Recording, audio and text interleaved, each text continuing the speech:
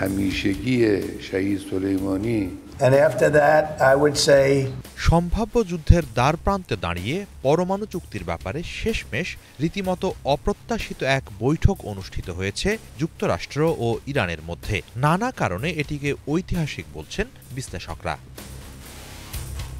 শনিবার ওমানের রাজধানী মাস্কাটে অনুষ্ঠিত পরোক্ষ ওই বৈঠকে ইরানের পক্ষে দেশটির পররাষ্ট্রমন্ত্রী আব্বাস আরাকচি ও যুক্তরাষ্ট্রের পক্ষে তাদের মধ্যপ্রাচ্য বিষয়ক বিশেষ দূত স্টিভ উইটকফের নেতৃত্বে উচ্চ পর্যায়ের বিশেষ প্রতিনিধি দল অংশ নেয়। দুই পক্ষের মধ্যে বার্তা বিনিময়ের কাজ করেন ওমানের পররাষ্ট্রমন্ত্রী বদর আল বুসাইদি।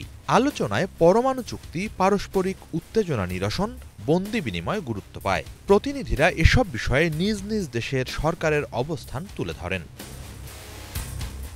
প্রথম দফার পরোক্ষ এই আলোচনায় মার্কিন প্রতিনিধিরা যথাযোগ্য মর্যাদায় ইরানি প্রতিনিধি দলের সাথে বার্তা বিনিময় করেছেন বলে জানিয়েছেন ইরানের পররাষ্ট্রমন্ত্রী। তিনি বলেন, সব মিলিয়ে এ যাত্রার আলোচনা ছিল গঠনমূলক ও ইতিবাচক।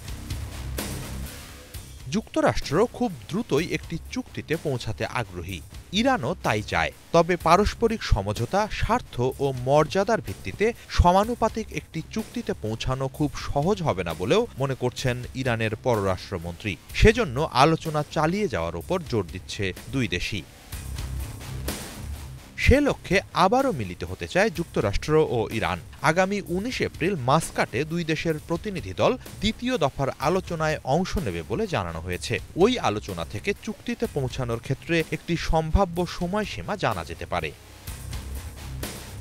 বৈঠকের পর এক বিবৃতিতে প্রথম দফার আলোচনা ফলপ্রসূ হয়েছে বলে জানিয়েছে ওমান। আঞ্চলিক ও বৈশ্বিক শান্তি, সুরক্ষা এবং স্থিতির লক্ষ্যে দেশটি মধ্যস্থতা চালিয়ে যাওয়ার অঙ্গীকার করেছে।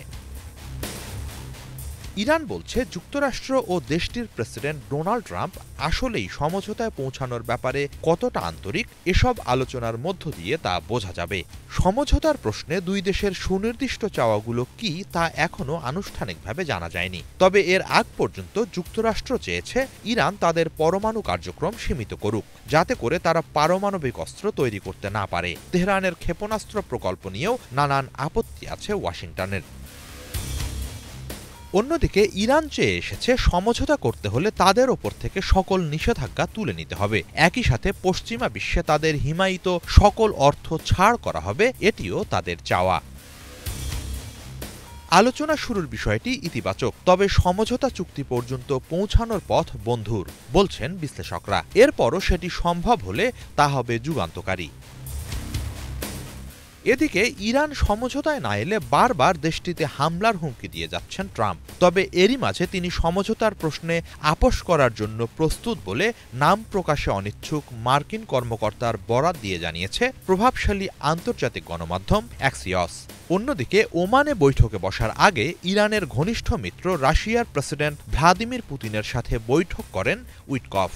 অনেক বিশ্লেষকের মতে এই দুই বৈঠকের মাঝে যোগসূত্র থাকতে পারে, কেননা যুক্তরাষ্ট্র ইরান উত্তেজনা নিরসনে নানা সময় মধ্যস্থতা করার আগ্রহ জানিয়েছে রাশিয়া। হিজল জোবায়ের, বাংলা ভিশন।